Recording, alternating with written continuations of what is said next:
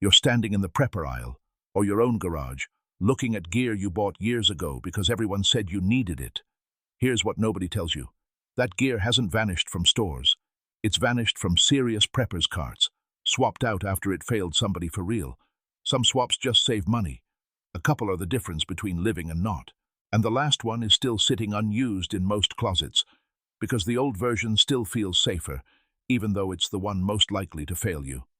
I spent 12 years on a receiving dock at Tractor Supply, and this isn't about buying more gear. It's about the exact items that Doc taught me don't hold up. The stuff you start with usually solves the first problem you think of. The stuff you switch to solves the problem you only discover after using the first one for real. So let's start with the swap. Almost everyone makes first, and almost everyone makes too late. Number 11. Cases of bottled water. You load the cart with cases of bottled water and you feel done. Water's covered. Except it isn't, and the math on that is worse than people want to admit. This is understandable. Bottled water is the first thing every new prepper reaches for, because it's sitting right there at the front of the store, already sealed, already labeled, looking like the finished job. A family of 4 trying to cover just 3 months at survival minimums needs well over 14,000 individual bottles. Go stand in your garage right now and picture that. It doesn't fit. It was never going to fit. Bottled water feels finished and ready, sitting there in shrink wrap, so it feels safer than it actually is. Meanwhile, the thin plastic is already breaking down, and the shelf footprint is enormous for what you actually get out of it. Here's the shelf signal worth watching. Case displays are shrinking at a lot of stores, while bulk water barrel kits are quietly taking up more shelf space next to them. That's not an accident. That's demand moving.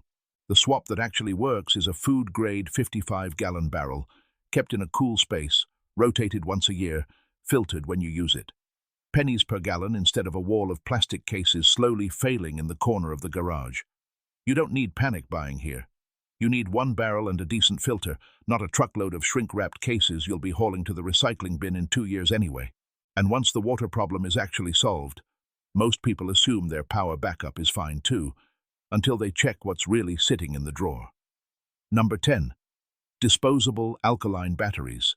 The remote, the flashlight, the emergency radio, all running on the same throwaway logic. Buy the 24-pack, forget about it, buy another one in 6 months. That habit feels harmless because each pack is cheap, so nobody adds up what it costs across 10 years of doing the same thing over and over. Here's the math that changes the habit. A quality rechargeable cell, paired with a small solar charger, can drop to roughly 1/4 cent per charge after 750 uses. Do that math once, and you will never buy another multi-pack of alkalines again. Alkalines feel cheap per unit, so the real cost stays invisible. It shows up later, in a junk drawer. Go check that drawer right now. There's a decent chance half of what's in there has already corroded, and the flashlight you need it for won't take a charge because of it. Watch what's happening on the shelf. Bulk alkaline multipacks get discounted more often lately, while solar charger and rechargeable combo kits are selling at a steady pace. That tells you where the smart money is already moving. Buy the charger once. Rotate the cells forever. The system never actually runs out. It just needs a battery swap instead of a store run. That's the whole shift, and it costs you 1 purchase instead of a dozen repeat trips a year. The same logic that saves money on batteries applies to something a lot more corrosive, sitting under your sink. Number 9. Liquid household bleach. That bottle's been in the closet 2 years. You assume it's ready. It isn't, and it won't tell you that by looking any different, because a bottle of bleach doesn't clump, doesn't discolor, doesn't smell obviously wrong the way spoiled food does. Bleach can lose meaningful strength in as little as 6 to 12 months. The bottle looks exactly the same. The label hasn't changed. What's inside has already quietly stopped working. Reach for it during an actual water emergency, and you may be pouring in something close to plain water. Compare that to calcium hypochlorite, plain pool shock powder, which can hold its strength for up to a decade. The reason is simple. It sits as a stable powder and only becomes active once you mix it, right when you need it, instead of sitting in liquid form, losing strength on a shelf for 2 years straight. Nobody rechecks bleach for this because it gets bought for cleaning, not water treatment, so its purification role never gets a second look. Check the date, not the label. That's the habit that matters here, not a chemistry lesson. Keep pure calcium hypochlorite powder on hand. and mix small batches only as needed. You don't need a gallon of made-up solution sitting around losing strength. You need the powder, sealed, and the knowledge to mix it fresh the day it actually matters. Water treatment is one kind of shelf life trap, but the biggest one I ever watched happen in real time was in the canning aisle. Number 8. Single-use metal canning lids. A home canner assumes the lids will always be sitting there when tomato season hits. For most of canning history, that was a safe bet. Cheap, boring, always in stock. The kind of thing nobody plans around because nobody ever had to. Then, the 2020 to 2021 season happened, and metal lid boxes disappeared off store shelves for months, while jars and rings sat there completely untouched. A lot of you watching this lived through that exact shelf. Lids are the cheapest item in the whole canning aisle, so almost nobody stockpiles the cheap part. That's exactly why it broke first. Picture a full harvest of tomatoes and nothing to actually seal them into. That's not a hypothetical. That happened to real kitchens. The fix that's held up since is reusable lids, the Tatler or Harvest Guard style, plastic and gasket instead of single-use metal. Same jar, same ring, but a lid you can use season after season instead of once. Keep a stash as backup insurance, not a full replacement for standard lids, and you're covered either way.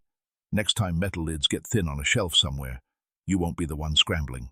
Lids solve a food problem, but the next swap solves a problem that starts before the food ever gets stored, how you make fire in the first place. Number 7. Matches and disposable lighters. Reach for a lighter in the wind or the rain and get nothing but a click. That's the moment this swap earns its place on the list, right when you actually needed fire and not a second before. Matches degrade with humidity sitting in a drawer for years. Lighters fail in wind and eventually just run out of fuel, usually at the worst time. A quality ferro rod, on the other hand, is rated for 15,000 or more strikes, and it does not degrade sitting untouched in a drawer the way paper matches do. Go count the matches in your own junk drawer right now. It's not 15,000. It's probably not even 50. Cheap lighter multipacks keep getting marked down at a lot of stores, while ferro rod and striker kits are seeing steady, real sales growth. That's the shelf quietly telling you what actually holds up outdoors, in wind, in rain, in cold. Keep a ferro rod paired with proper tinder as your primary backup. Lighters are fine for convenience around the house. Just don't bet a cold, wet night on one, because that's exactly the kind of night it's most likely to let you down.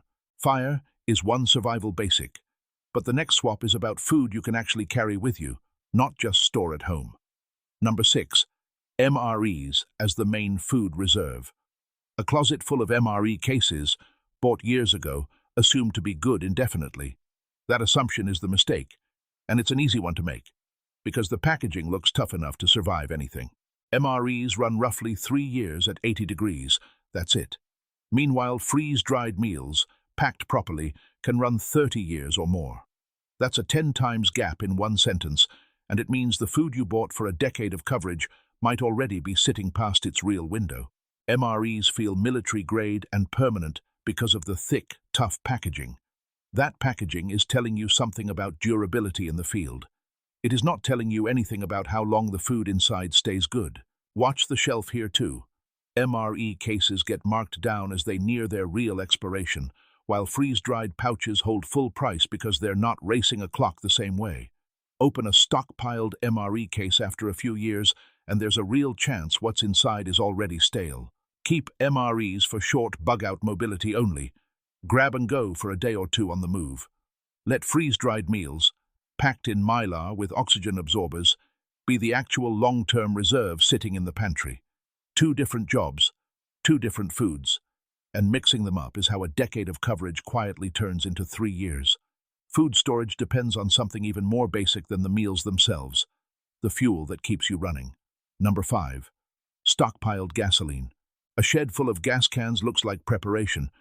It quietly becomes a chore that fails you if you skip it even once, and unlike most chores, it doesn't remind you when you've fallen behind. Gasoline is generally safe to store for about 12 months.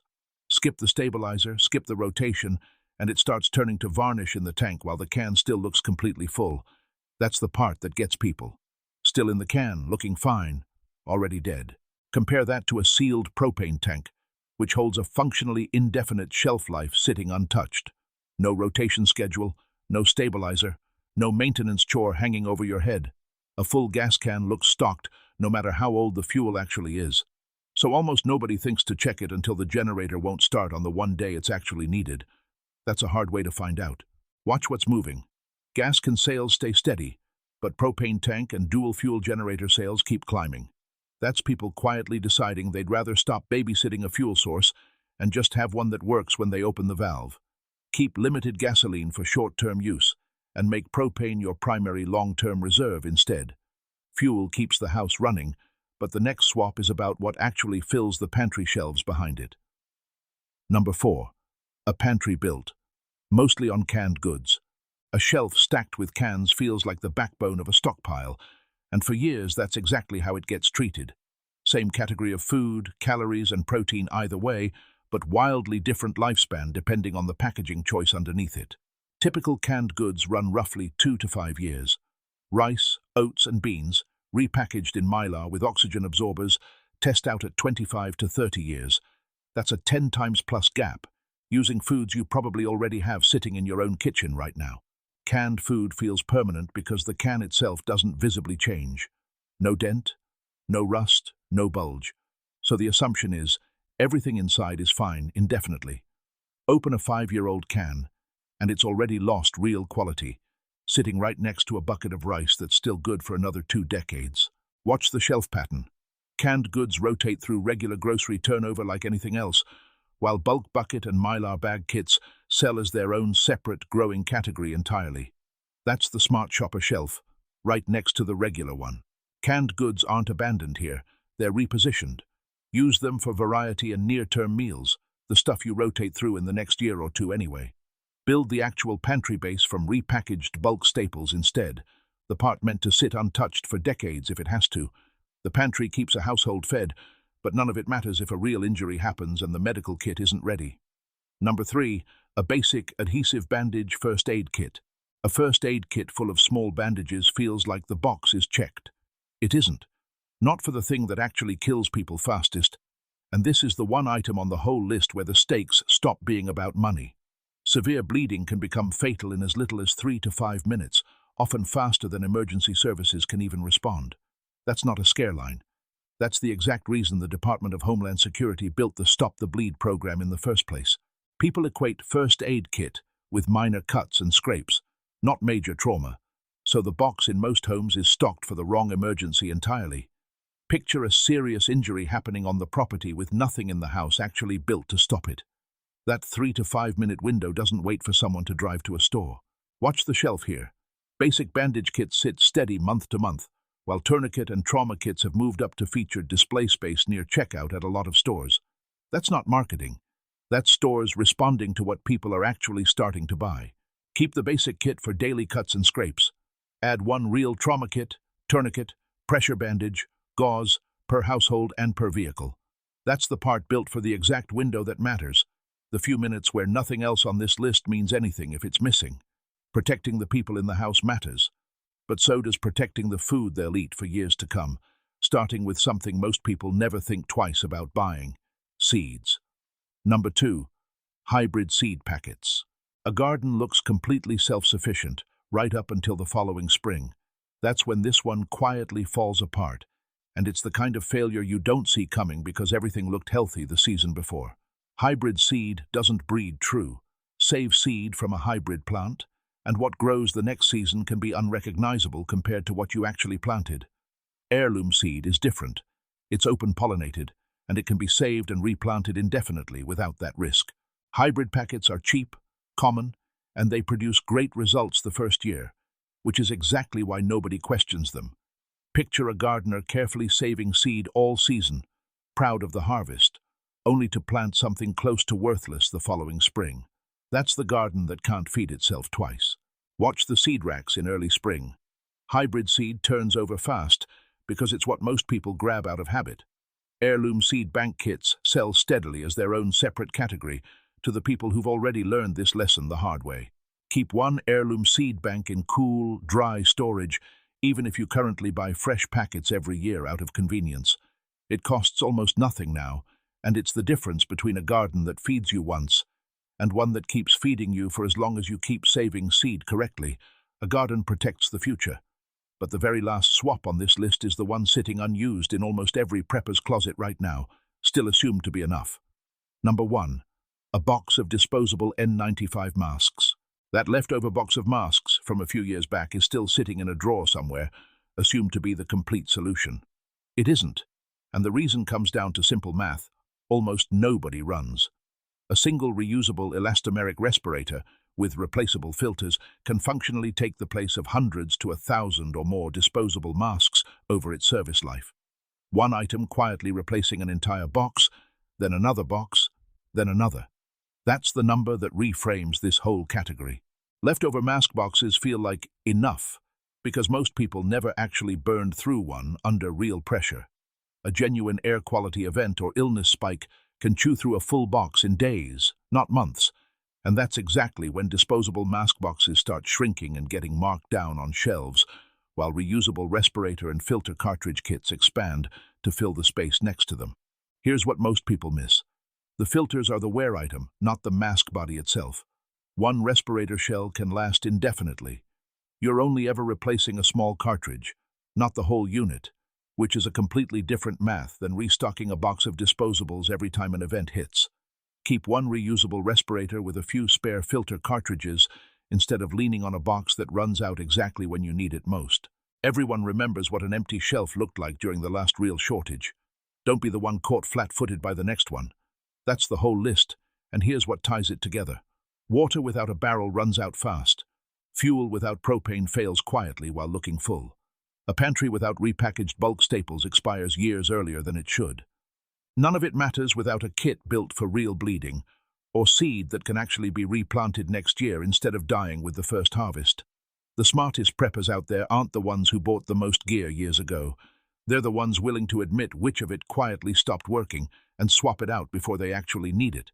So here's the simple move. Pick one swap from this list to make on your very next trip, whichever one is cheapest to fix this week. Start there. Which one of these have you already switched, and which one are you still putting off?